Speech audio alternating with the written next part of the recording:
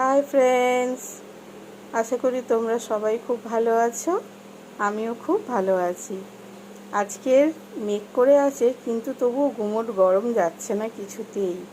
তো আজকে সকালবেলা আমার রান্না হয়ে গেছে অনেকক্ষণই। তো এখন খেতে বসেছি আমি দুপুরে।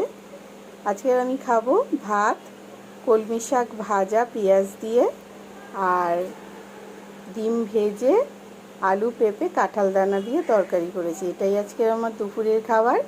তোমরা আজকে কে কী রান্না করলে আমাকে অবশ্যই কমেন্ট করে জানিও।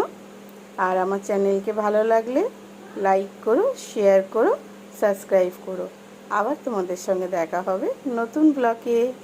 Thank you.